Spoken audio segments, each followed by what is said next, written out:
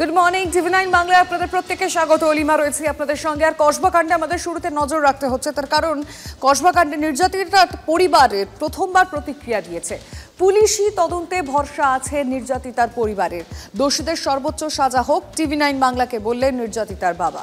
UEN Jaipur is a perfect target for prospective students aspiring for good jobs, good education with future-ready skills.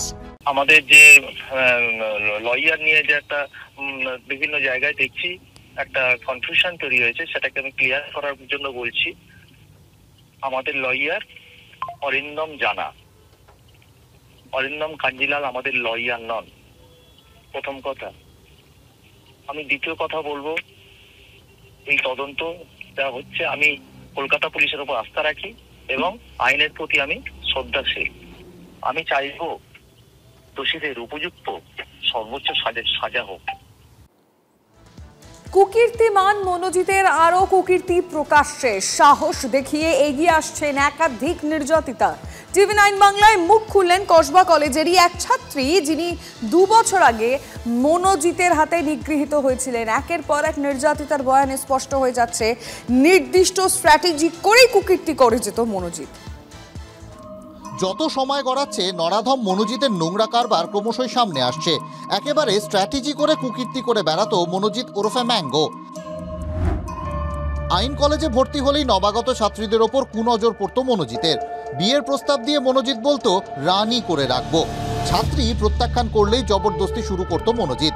ছাত্রীকে ধর্ষণ করে video তুলে রাখতো মনোজিৎ।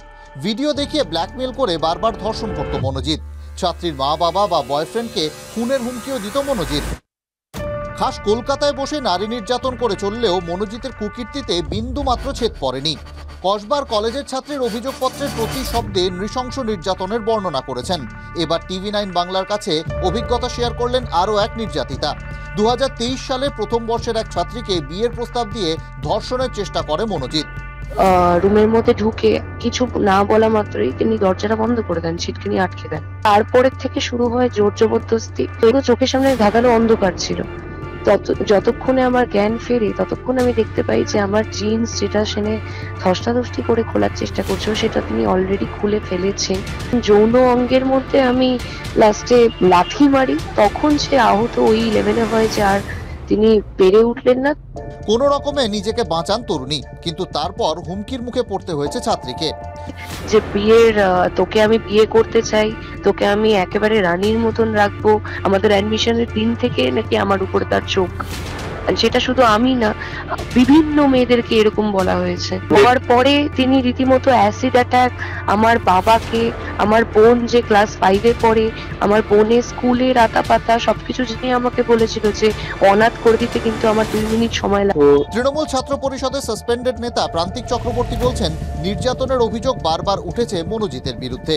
আমি law college সম্বন্ধে অনেক কমপ্লেন করেছিলাম, কিন্তু আবার বেশি কমপ্লেন করলে হয়ে যায় হচ্ছে কমপ্লেন কিড, রাজনীতি কম বোঝে। তা আজকে শুনতে হয়েছে আমাকে ব্যঙ্গ মনোজিৎ মিশ্র, তার এগেন্স্টে আমি সাধারণ ছাত্রছাত্রীরা একাধিক কম অভিযোগ হলো, অথচ ব্যবস্থা হলো না কেন? এই মেয়েগুলোর ভিডিও করে রেখে তাদেরকে শারীরিকভাবে শোষণ করা হতো বছরের পর বছর, এবং সেটা কি শুধু মনোজিতরাই করতো, নাকি মনোজিতদের মাথায় যাদের হাত তাদের কাছেও এই মেয়েদেরকে জোর করা হতো বা বাধ্য করা হতো, পাঠানো হতো? আমি আপনাদের আর্জি করব, স্ট্রিং অপারেশন করুন। আপনারা দেখতে পাবেন এই ধরনের বহিরাগত ছেলে বা কলেজের পাস আউট, তারা এই অত্যাচার করে চলেছে তৃণমূলের নেতাদের দয়ায়। আদালতে জমা দেওয়া নথিতে মনোজিৎকে প্রভাবশালী তকমা পুলিশের। নির্যাতিতার গণধর্ষণ মামলায় মনোজিতের বিরুদ্ধে আরও 6টি ধারা যোগ করেছে পুলিশ, যার মধ্যে অপহরণের ধারাও রয়েছে।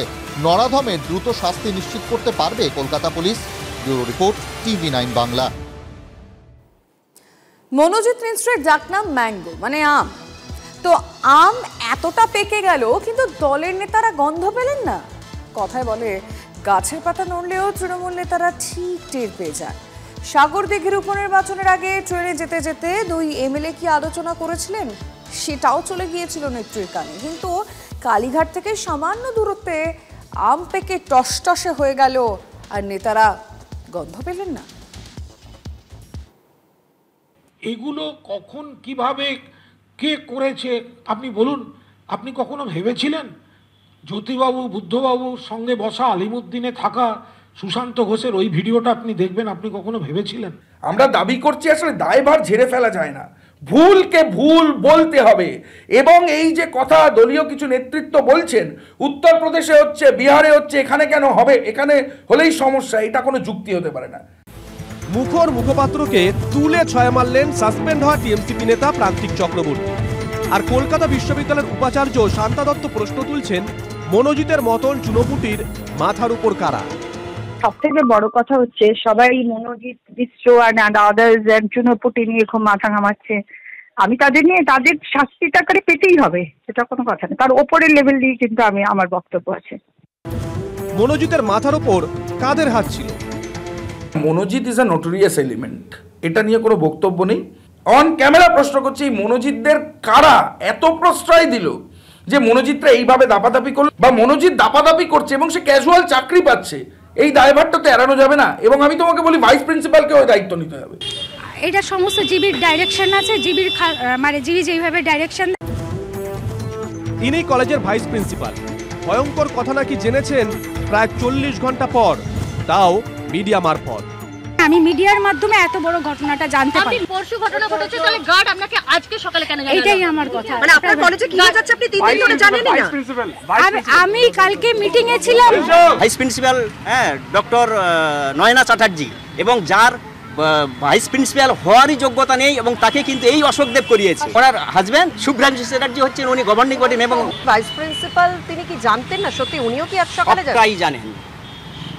এবং সেদিনে ওই মনোজিৎ মিশ্রের সঙ্গে শুধু মোবাইলের কল রেকর্ড ঘাটলে দেখা যাবে যে কতবার ভাইস প্রিন্সিপালের সঙ্গে কথা হয়েছে। কারণ মনোজিৎ মিশ্রের একটি কথা ছাড়া ভাইস প্রিন্সিপাল কিছু করেন না। কলেজের কর্মী জানালেন, ভাইস প্রিন্সিপালের স্বামী গভর্নিং বডির প্রভাবশালী সদস্য। ভাইস প্রিন্সিপাল মনোজিতের কথায় উঠতেন বসতেন। কলকাতা বিশ্ববিদ্যালয়ের উপাচার্য বলছেন, ভাইস প্রিন্সিপাল গা ছাড়া মনোভাব দেখিয়েছেন। উনি একটা লিখিত বক্তব্য ডিন লকে দেন ওই ভাইস প্রিন্সিপাল, এবং সেই ডিন লর কাছ থেকে যখন এই চিঠিটা আমি পেলাম তখন দেখলাম তার মধ্যে একেবারেই কিছুই লেখা নেই, প্রায় সম্পূর্ণ গাছাড়া ভাবে একটা চিঠি লেখা, মানে যেন উনি কিছুই জানতেন না। শুধু ভাইস প্রিন্সিপালের জন্যই মনোজিতের এত বারবারন্ত। তিনিই তো নাকি মনোজিতের কথায় চলতেন। এই যে কেউ কলেজ থেকে পাস করে গিয়ে ক্যাজুয়াল স্টাফ হয়ে যাবে, কলেজের গেস্ট লেকচারার হয়ে যাবে, সেটা হয় না। বিভিন্ন কলেজে মানে শুধুমাত্র দাদা বলে দিচ্ছে, কোনো রেফারেন্স আসছে বলে গেস্ট লেকচারার হয়ে যাচ্ছে। মনোজিৎ কলেজে অশিক্ষক কর্মচারীর কাজ পেয়েছিলেন। ভাইস প্রিন্সিপাল তো বলেছেন গভর্নিং বডির নির্দেশেই নিয়োগ হয়েছে। গভর্নিং বডির সভাপতি অশোক দেব। শয়ে ছেলে মেয়ে এখানে ইল্লিগাল অ্যাডমিশন হয় লক্ষ লক্ষ টাকার বিনিময়ে। ইল্লিগাল অ্যাডমিশন এই মনোজিৎকে দিয়ে প্রত্যেকের মুখ চুপ করিয়ে দিত। মানে মনোজিৎই কি সর্বাই করে? মনোজিৎই সর্বা। আর মনোজিতের মাথায় কার হাত আছে? মনোজিতের মাথায় হাত আছে আমাদের কলেজের গভর্নিং বডির প্রেসিডেন্ট অশোক দেব, বজবজের এমএলএ। এর অবান্তর কথা শুনে কিন্তু লাভ নেই। মনোজিৎ কার সাথে কিনা একটা বড় কথা নয়। একসময় উত্তর কলকাতার দাপুটে কংগ্রেস নেতা অশোক দেব এখন বজবজের তৃণমূলের এমএলএ, মনোজিতের আদরের জেঠু। দেখুন জেঠু কেমন ভাইপোর হাত ধরে রেখে 100-100 দিলেন।